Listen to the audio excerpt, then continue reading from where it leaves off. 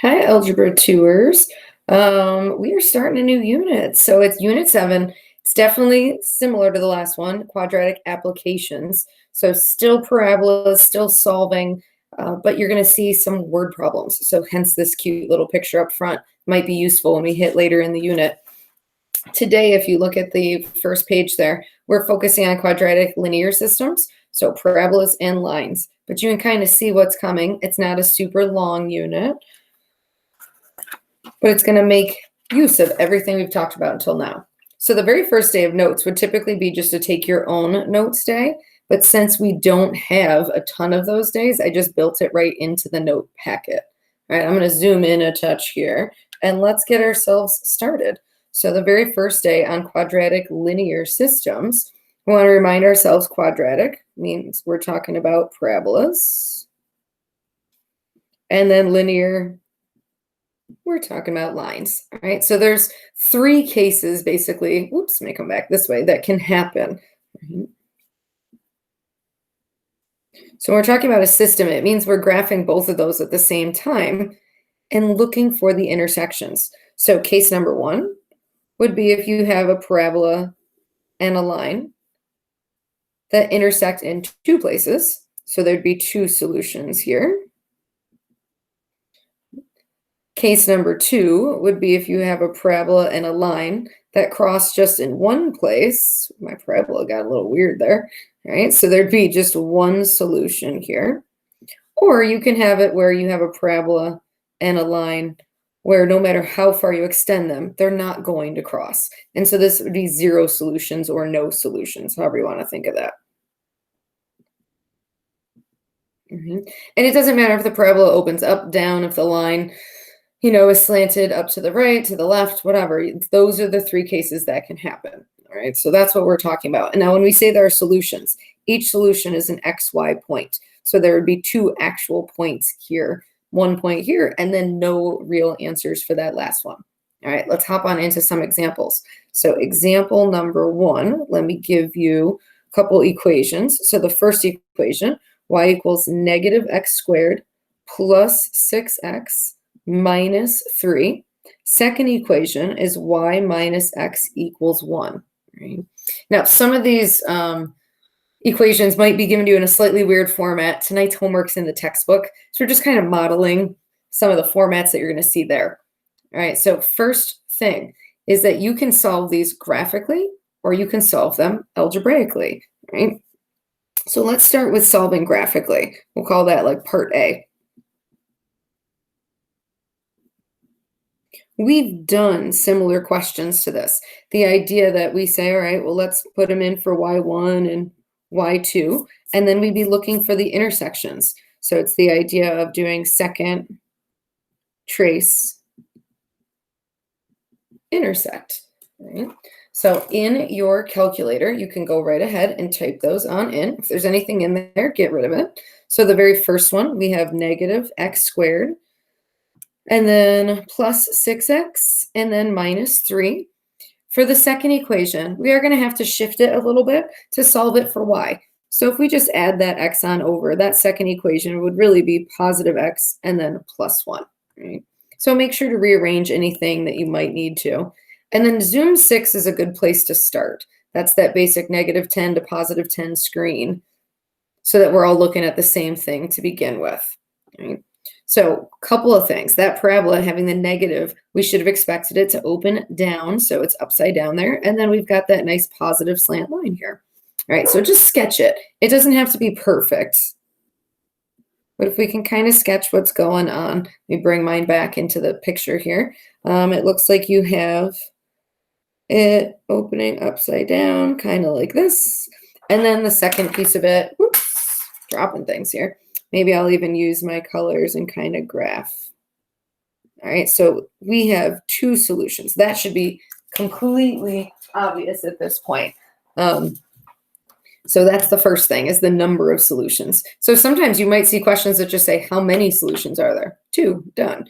I want to take it further. I want to find what are the solutions. So now we're going to run those next steps. So second, trace, and then choice 5 is intersect. So then you're getting close. It's going to ask you first curve, second curve, take a guess. So let's do that first one to the left. So first curve, second curve, take a guess. I'm coming out at the point 1, 2. So it comes out nice and perfect. So that's the coordinates of this point right here are 1, 2. All right, let's repeat that process. So second, trace, intersect, and then slide it on over to the other intersection point. Get close, enter, enter, enter. Comes out perfectly at the point 4, 5. So we get nice, pretty answers for this first one, which makes it easy. Right? And those would be our actual solutions here. So something to keep in mind, the solutions are the x and the y, right? Because we're starting with x's and y's in the equations themselves.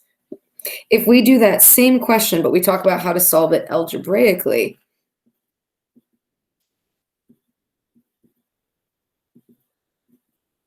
you have two options. We talked about these earlier in the year when we did 3x3 systems, and that is to solve either by elimination method or by substitution. If you can remember, elimination is when you line them up so that all the matching terms would line up one above the other, and you'd add them together purposely to cancel something out. Or substitution would be to solve them each for the same variable and then set them equal from there. Just to kind of do like a quick little preview of what each one would look like. Let's kind of set it up like this. So we got a little elimination, little substitution. All right, in terms of elimination, I would want them perfectly lined up so that I would have the y's, the x squared, the x's, and so on lining up with one another. So I'm going to take that first equation, the y equals negative x squared plus 6x minus 3. The second equation, if I slide back here a moment, was y equals x plus 1. I'm going to negate all of that so that I can make it negative y, negative x, and then negative 1. All right, so it'd be negative y equals negative x minus 1. And I'm going to line it up purposely underneath the matching terms. If I do it like this, when I add those, that would give me 0. I would keep that negative x squared. That'll give me 5x. And then that would give me minus 4. From here, this is what the entire last unit was about, was solving quadratics. This, you check to see if it's factorable. If it's not, you have the option of completing the square, or you have quadratic formula. So I'll put that off to the side, that once we get it equal to 0, you're either factoring, completing the square, or quadratic formula. All of those are to your disposal, which is why we do that unit first. Right? So from here, maybe you factor out a negative 1, first. And so then it becomes x squared minus 5x plus 4. So I don't have to deal with the negative. Or you could have divided the negative 1 out. That would have been fine too. But then this will become x minus 4, x minus 1. There's my two positive solutions. That negative 1 kind of just gets lost in the mix, so you don't have to worry about it. Or not lost, but it just gets eliminated. We don't have to think about it. And then the second piece of it is once you get the x values, you have to remember they have corresponding y values. So you have to plug back in. So once you solve for x, you then plug back in to get y. So there's little side notes over here. All right. So set it equal to 0. All of this, is to solve for x. And then we plug back in to get y. So we would take probably the easier equation, the x plus 1 equation, and I would plug in. So y equaling 4 plus 1, that gives me 5. So there's that one solution. Ta-da! And then we do the same thing for the second one. So I'm plugging in for x. So 1 plus 1, there's that second solution of 1, 2. All right, now that's elimination method. Substitution method, sometimes easier on these ones to think about, is just if I can get both equations equal to one single variable. So like in this case, equal to the y. Let me get these copied down, which is what we did to graph it in the first place. Now it's the idea that I would say, okay, let me take and set this in place of that y there. So I can think about if they're both equal to y, then they're equal to each other. So I would have been able to say x plus 1 on the left equals negative x squared plus 6x minus 3 on the right. And then from here, if you want to kind of lose that negative. I could have added everything on over to the left side. So let's take that approach. That would give me a positive x squared. I would subtract 6x, so there's negative 5x. I would add 3, there's that positive 4. And now you are right back to this line right here. I can factor and get minus 4, minus 1. I get 4, I get 1, and then I'm going to cheat a little bit because we already did the work over here, and I would get 4, 5, and 1, and 2. All right, so 2 different ways to solve that same question there. I don't care which way you do it, but if it does say to solve algebraically, those are your options. If it says solve graphically, then we're going to y1, y2. If it says you choose, well, then it's your preference. Just make sure that you show work. You can't just say, did it on the calculator. Show me a graph. Tell me the steps that you did. So like these guys right here, and then you can get your solutions. All right. So there's our first example, fully done. Let's try example number 2. So I'm hopping on over to that next page there. All right. So for the second example, let me see my notes here. I've got 2x squared plus x minus y plus 1 equals 0. All right, second equation, x minus y minus 7 equals 0. Let's start with the algebraic work this time, all right, because that's the stuff that takes a little bit more work, all right? So let's solve algebraically, which means you have elimination or substitution as your options, right? Either way, I would probably set it up and like get y alone. I don't know. I guess to me, it's just easier to kind of think of them that way. So this first equation, you just add the y over. So I would get y equals 2x squared plus x plus 1, and then the y would be all by itself. I would do the same thing over here. If I just shimmy that y on over to the other side, this would leave me with y equals, and then I'd have the x minus 7. Kind of just helps me understand like what I'm looking at. Here's my parabola. Here's my line. All right. This is beautifully set up for substitution method. You're just going to take this and plug it in over on the left-hand side right there. So doing a little substitution. All right, we get x minus 7 on the left, 2x squared plus x plus 1 on the right. And now you're running through. Get it equal to 0. Your goal is either to factor, complete the square, or a little quadratic formula. Don't mind all my little abbreviations there. But all of those are methods to solve for x, just as a reminder there. Right? So I'm going to bring these over because this is already positive. So 0 equals 2x squared. Those cancel, and then I get plus 8. Okay. In terms of factoring, there is a GCF. I could take out a 2, but then I'm going to be left with x squared plus 4, which I know can't factor any further. So there's a couple ways to handle this one. I probably wouldn't go the realm of completing the square. You could quadratic formula, but I'd actually want you to just think of if there's only an x squared and there's no other x terms here, something we could actually do is just work towards getting that alone. So with that in mind, if I subtract 8 to the other side, I would get negative 8 equals 2x squared. I could divide the 2 out so that I get x squared and then equals negative 4. And then I can actually take the square root of both sides. Now, little things to remember. When we take the square root, it's going to give us plus or minus. But take a look at what that's producing right there. I've got a negative underneath the radical. That should be setting off a little alarm right there in your brain, thinking, that's imaginary numbers. So radical 4, perfect square. You separate the negative 1 out, and this would be plus or minus 2, and then that turns into I. If you find that the x value is coming out as an imaginary value, do you need to then go find the corresponding y value? No, all right? What this means is that if I'm getting non-real solutions, that's really code for there are no intersections or no solution. All right. So now let's talk about backing that up graphically.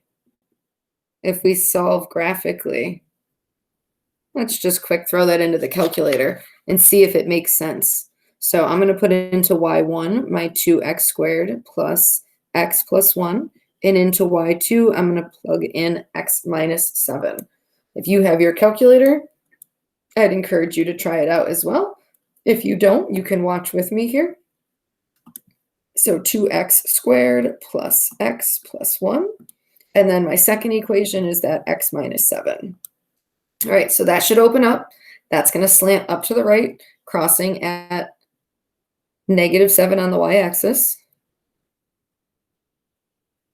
And now we can easily see, like, yeah, should be no solution. That makes complete sense here. Right? So if you want to draw a little sketch to kind of confirm what we're seeing right here, we're kind of ending up with a little something like this. It makes sense that there's no solution. All right. We have one last one to talk about. I used all my space on page 2 of my note packet, so I'm going to go over to page 3. If you have space, feel free to stay where you're at. Otherwise, all the way to that last page, last example for today. Woo, trying to make sure I'm still in a spot where you can see what I'm doing. All right, example 3. This one is definitely funky, which is why we're going to do it. We got -y squared plus 6y plus x minus 9 equals 0. So -y squared plus 6y plus x minus 9 equals 0. Second equation, 6y equals x plus 27. All right. I purposely am giving you this question because it's a little different. What should stand out right now? The y is what's being squared over here. So think about, what do you think that looks like? Instead of x squared, if we have y squared, right, still going to be a parabola, but instead of opening up or down, it's going to open sideways. All right, so this is going to give us a little sideways. Oops, kind of smushing my letters there. A little sideways parabola going on here. All right, with that being said, because there is no place to easily graph this, I want to do it algebraically. So think about what we've been doing. We've been solving them for y and then setting them equal when using substitution method. In this case, it'll actually be easier to solve them for x. And so when I say solve it for x, I just mean get the x alone. So this first one, to get x all by itself, I'm going to move everything over to the other side. So because the x is positive, let's get everything else. So I'm going to add the y squared over. I'm going to subtract the 6y, and I'm going to add the 9. So now I have x equals. I'm going to do the same thing over here. I have a positive x here, so I'm going to move the 27 over to the other side. So that's going to give me x by itself here, and then this will become 6y minus 27. So I'm just rearranging things a little. All right. Now that they're both equal to x, I can substitute. So I'm going to take this and substitute it on in over here. If you prefer elimination, I promise elimination will work too, because they're very similar looking. All right, set these equal. And now, instead of solving for x, we're still going to take the same approach. We're just going to solve this for y. So I would still, let's try to get it equal to 0, and let's see if we can factor it or what method we want to take. So let's move the 6x over, or excuse me, 6y. Whew. It's like default mode. All right, add 27 over. We get y squared minus 12y. That'll give us plus 36 equals 0. Now, if at any point you don't see how to factor one of these, you can always quadratic formula or complete the square, right? In this case, I'm hoping you can kind of see what adds to this, multiplies to this. If we go y minus 6 and then y minus 6, that'll work beautifully. So when we go to solve, we would get y minus 6 equals 0 twice. And so y would come out as positive 6. So if I get the same answer twice, remember what that was called? That was called a double root. And now in this case, what the heck does that mean? Well, it really just means that you have one solution, right? If this was just like a parabola, where does it hit the axis? That's where I more so think of it as a double root. So I should be careful what I remind you of. So if I get the same answer twice, that ultimately means we're going to have one solution here. But we only have the y coordinate, so let's get the x coordinate. So now plug back in to get x. So x is equal to 6 times y minus 27. So 36 minus 27, we are going to get an answer of 9. All right. So I want you to think about what would this look like graphically, and we'll talk about that tomorrow in class. So write yourself a little note that we will cover this in class, what that looks like graphically. Otherwise, the actual coordinates of the point should be the point x comma y, so 9 comma 6 is your final answer here. That is your one solution. So here was your y, there was your x, and there you go. All right, make sure to answer those video questions, and I will see you guys soon. Thanks.